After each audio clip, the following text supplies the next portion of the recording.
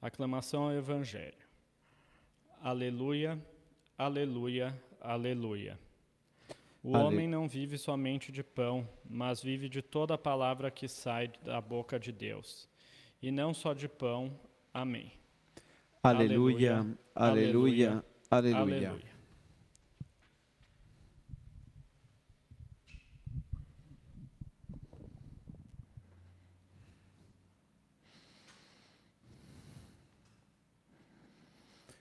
O Senhor esteja convosco. Proclamação do Evangelho de Jesus Cristo segundo Mateus. Naquele tempo, quando soube da morte de João Batista, Jesus partiu e foi de barco para um lugar deserto e afastado.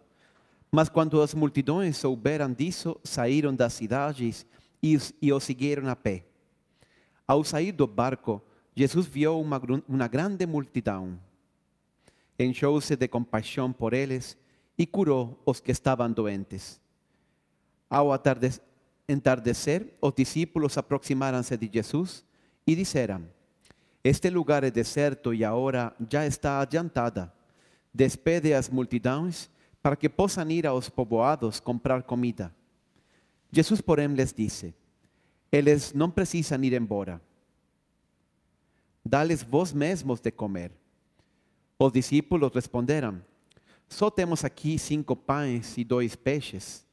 Jesus disse: Trazei-os aqui. Jesus então mandou que as multidões se sentassem na grama. Então pegou os 5 pães e os 2 peixes, ergueu os olhos para o céu e pronunciou a bênção. Em seguida partiu os pães e os deu a seus discípulos. Os discípulos os distribuíram às multidões. Todos comeram e ficaram satisfeitos, e dos pedaços que sobraram, recolheram ainda 12 cestos cheios. E os que haviam comido eram mais ou menos 5.000 homens, sem contar mulheres e crianças. Palavra da salvação. Glória a vós, Senhor.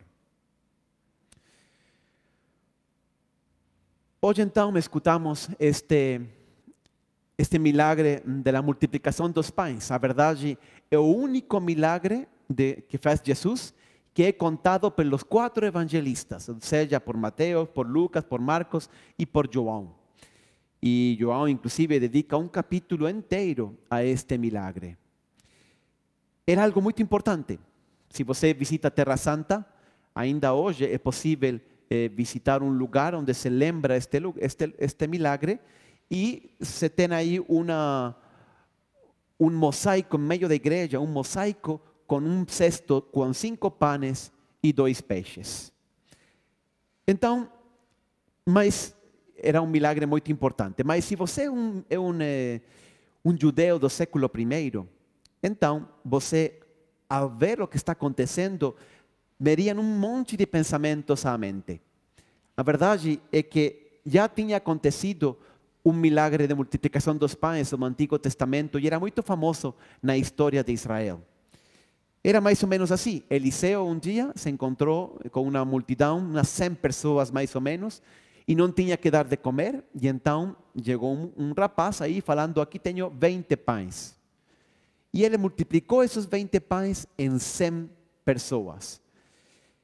Então, os judeus, quando viam esta multiplicação dos pães, lógico, lembram disso. Mas aqui a mensagem é muito clara. Jesus não apenas está multiplicando os pães como no Antigo Testamento. Ele multiplica não 20 para 100, ele multiplica 5 para 5.000 pessoas. Ou seja, o reino de Deus é maior e melhor que o Antigo Testamento. Isso é uma verdade que está muito presente em toda a pregação de Jesus. Jesus quer, e esta é a ideia que me vem a mim à mente agora, Jesus quer a produtividade. Ele quer que nós sejamos produtivos, que nós tenhamos muito fruto em nossa vida. O que acontece é que Jesus não fala de produtividade, ele fala de fruto. E Jesus, que diferença há entre a produtividade e o fruto?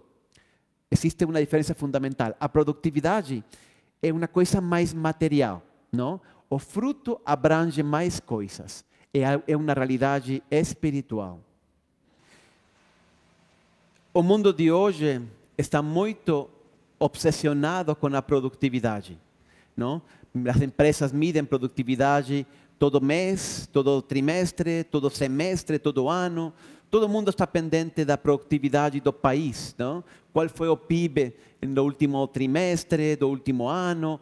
Vamos crescer, não vamos crescer, etc, etc. Como dizia, Jesus também quer que nossa vida seja produtiva, mas ele usa essa outra expressão, a expressão de fruto. E fruto abrange muito mais coisa que apenas a produtividade material. No Evangelho nós encontramos 4 tipos de fruto. Primeiro, os frutos de conversão.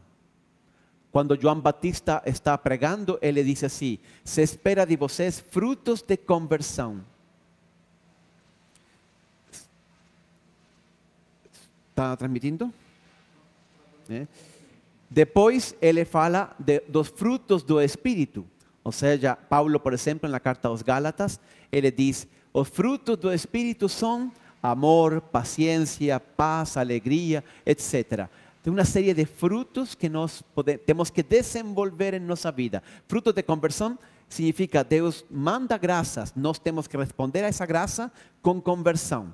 Fruto do Espírito significa Deus te dá graças no coração, tem que crescer as virtudes dentro de você. Frutos de novos cristãos, essa é mais uma graça muito importante que nós precisamos. Se um cristão acredita de coração em Jesus, nós precisamos também transmitir isso a todas as pessoas que encontramos. E um cristão deveria arrastrar outros, converter outras pessoas, não? Se você tem um casal de cachorrinhos, o que você tem? Um novo cachorrinho que nasce. Se você tem um casal de elefantes, nasce um elefantinho.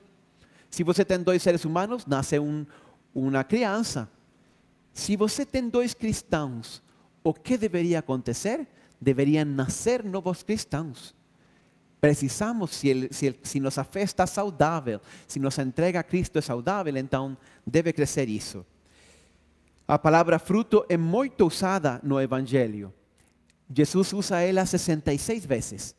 E também a última tipo de fruto que Jesus fala é frutos de boas obras. Nós temos que traduzir nossa fé em boas obras. Pois bem, aqui a pergunta é a seguinte: como dar fruto? O mundo de hoje está muito preocupado por isso, não? Como ser produtivo. E aí eles propõem estudar, depende muito de nossas competências, depende muito de nossas habilidades, depende muito da pós-graduação que eu fiz e todas essas coisas. Para dar fruto no reino de Deus, não é assim, é diferente. Deus não precisa dessas coisas, mais ainda. O mais importante para dar fruto não são nossas fortalezas, não é nosso esforço, mas é a graça de Deus. Portanto, para dar fruto, eu diria o seguinte: aí nas meditações, eu tenho uma meditação inclusive que se chama Uma Vida Produtiva, não? Que é parte de uma série que se chama A Melhor Versão de Você Mesma. Eu recomendo isso, são coisas práticas que nós podemos fazer para ter uma vida produtiva, não? Dar muito fruto. Mas hoje eu gostaria de desenvolver outra ideia. Não tanto o que nós temos que fazer, mas o que Jesus faz para que nossa vida seja produtiva. Ele faz algumas coisas e nós precisamos entender o que Ele faz para nós saber corresponder também a essa graça de Deus. Então, o que Jesus faz? Acompanhem comigo e enxerguemos com detalhe o que passa, o que acontece com o pão. O evangelho que escutamos diz assim: o pão, primeiro, diz: então Jesus pegou os 5 pães e os 2 peixes. A primeira coisa que Jesus faz é pegar esses 5 pães e esses peixes, não? Depois diz ele que ergueu os olhos para o céu e abençoou os pães e o peixe. Em terceiro lugar, ele diz que ele partiu o pão. E em quarto lugar, ele deu o pão às pessoas, distribuiu o pão. Então vamos falar dessas 4 coisas. A primeira, Deus pegou o pão. Eu diria assim, nós temos que ser conscientes que Deus toma nossa vida e, portanto, o primeiro ponto é este. Temos que colocar nossas vidas nas mãos de Deus. Ele nos pega. A iniciativa é de Deus, não é nossa. Olha o que diz Jesus na última ceia, quando estava com os discípulos. Vocês não me escolheram, mas eu os escolhi para irem e darem fruto, e seu fruto permaneça. Jesus quer, esta frase de Jesus significa várias coisas. Primeiro, Ele tomou nossa vida. Ele tomou a iniciativa, Ele nos convidou. Nós temos que estar em atitude de disponibilidade para que Deus tome nossa vida efetivamente. E Ele diz uma coisa muito bela: eu os destinei para que deem fruto. Ou seja, Ele quer que nós demos fruto. E agrega, e vosso fruto permaneça. Ou seja, não é fruto de um dia, algo espetacular. Tive agora com esta coisa do YouTube, não? Tive não sei quantos milhares de views. Não, isso que um dia soube e ao dia seguinte todo mundo esqueceu. Isso não vale. Jesus diz, quero que vosso fruto permaneça. Ou seja, ele seja duradouro no tempo. Pensa nos apóstolos que Jesus formou e que Ele chamou. Ele los enviou por el mundo inteiro e eles pregaram a palavra de Cristo.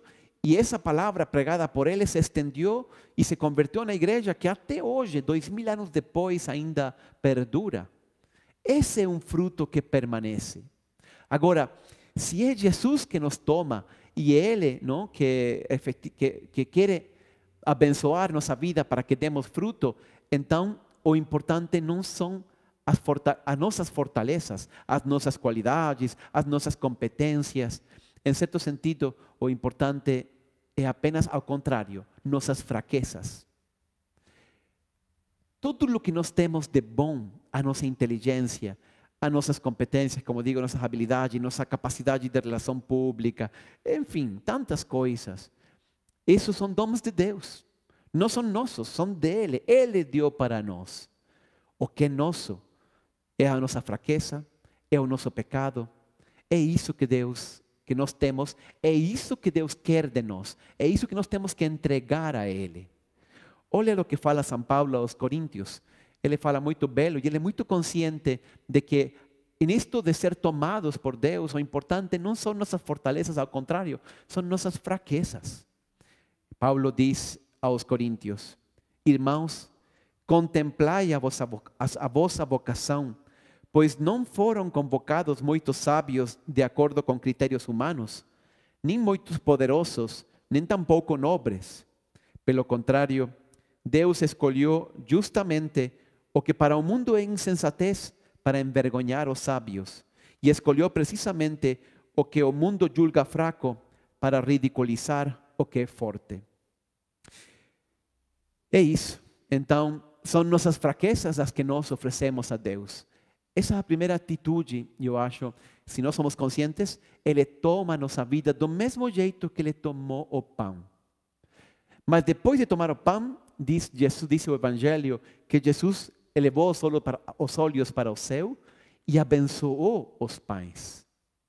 Bom, este é o segundo que Ele faz. Ele abençoa também nossa vida, porque Ele quer que nossa vida seja santa. Quer que nossa vida seja uma vida santa. E isso significa coerente. Eu não posso ser uma coisa quando me estão vendo e uma outra quando ninguém me está vendo. Quando estou sozinho. A minha vida diante dos homens, diante da sociedade, tem que ser a mesma que a minha vida diante dos olhos de Deus. E tem que ser uma vida boa, não apenas a mesma. A vida boa, uma vida segundo os mandamentos de Deus. Essa é a segunda condição. Ele quer de nós que sejamos santos, senão Ele não pode usar a gente como instrumento para dar muito fruto. Ele quer que nós demos frutos e nós também queremos, mas só unindo-nos a Deus com uma vida santa, nós conseguimos realmente fazer isso. O Deus, melhor, consegue através de nós dar muito fruto. Em terceiro lugar, temos que aceitar com amor às provações. Diz o Evangelho, a terceira coisa é que Jesus tomou pão, não? O abençoou e depois o partiu. A verdade, toda esta homilia está baseada em uma coisa que me falaram, que falou o bispo, não? Na minha ordenação sacerdotal. Ele falou justamente desse jeito, e eu, desde aquele dia, sempre enxergo a Santa Missa dessa maneira. Quando eu parto o pão, não? Na Eucaristia, justo antes da comunhão, o sacerdote parte o pão. Ele dizia: lembrem-se que vocês estão partindo o corpo de Cristo. E do mesmo jeito que vocês estão unidos a Cristo e vocês partem o corpo de Cristo, a sua própria vida será também partida. Isso é uma grande verdade. Nós queremos dar fruto, mas a vida nos vai partindo muitas vezes. Às vezes essas provações que nos partem, que nos quebram interiormente, são do casamento. Alguns têm grandes dificuldades no casamento. Outros de saúde, outros de relações de amizades, outros econômicas, enfim. Qualquer seja, a vida nos vai quebrando uma e outra vez. Até quebrar por completo a nossa vida. Mas aí Deus é capaz de pegar todos os pedacinhos que restam e fazer um belo mosaico. Então, este é o grande paradoxo do Evangelho.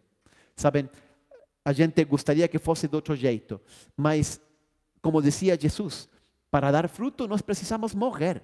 Lembra aquela passagem de João, capítulo 12? Ele diz: na verdade vos digo. Quando Jesus começa uma frase desse jeito, na verdade vos digo, significa que ele vai falar algo muito importante. Se o grão de trigo caindo na terra não morrer, fica ele só. Mas se morrer, ele dá muito fruto. De novo, a mesma ideia. Deus quer que nós demos frutos, mas precisamos morrer. Como digo, é um grande mistério. Mas Paulo também falava isso mesmo aos coríntios. Ele falava aos coríntios: por amor de Cristo, regozijo-me nas fraquezas, nos insultos, nas necessidades, nas perseguições, nas angústias. Pois quando sou fraco, então eu sou forte. É isso. Colocar nossa vida com muita humildade. Aí eu pergunto: quanto você está disposto a aceitar essas provações, a ser partido pela vida e a estar com docilidade, com humildade nas mãos de Deus para dar fruto? Quanto nós estamos dispostos realmente a morrer para dar fruto? Não existe verdadeira santidade, não existe uma vida que dê muito fruto se antes nós não sabemos ser partidos também pelas mãos de Jesus, não? Pela vontade de Deus. Jesus fala no Evangelho de Mateus, capítulo 16, aquele que quiser salvar a sua vida, perdê-la-á. E quem perder a sua vida por amor de mim, achá-la-á. E também diz em outra oportunidade: se alguém quer vir após de mim, negue-se a si mesmo, tome cada dia a sua cruz e siga-me. Esta é uma realidade. Nós precisamos também ser partidos. Mas aí vem a parte mais bela. Ao final, Jesus parte o pão e ele o dá aos discípulos. E ao dá-lo para que lo distribuam à multidão, depois de ter partido, é aí que acontece o milagre. É nesse momento que o pão se multiplica e dá de comer a muita gente. Esta é a última dimensão de nossa vida. Jesus nos dá a vida para nós dá-la ao mesmo tempo a outro. Ou seja, viver em uma atitude de serviço. Jesus falava: o Filho do Homem não veio para ser servido, mas para servir e para dar a sua vida em resgate de muitos. Toda autêntica vida cristã é um dom para os outros. Nossa vida não é sobre nós mesmos. É precisamente para ser dada, para viver em serviço de todos os irmãos. Você tem a coragem de viver uma vida assim? De viver em atitude de serviço? Às vezes, inclusive, oculto, silencioso, na escuridão. Mas não querendo algo em troca, mas apenas servindo, para que a sua vida, morrendo, seja uma semente que dê muito fruto, para que Jesus, a sua vida nas mãos de Jesus, possa ser multiplicada. Mas para isso nós precisamos viver também essa atitude de serviço. Se você tem medo de viver uma vida assim, parabéns. Você compreendeu o que realmente Jesus queria dizer e você está pronto para abraçar e aceitar esse caminho que Jesus nos propõe. É um caminho belo. É um caminho que às vezes sim doe, mas qualquer mãe, qualquer pai sabe que educar os filhos, enfim, às vezes implica grandes sacrifícios, mas não por isso é algo ruim. Não.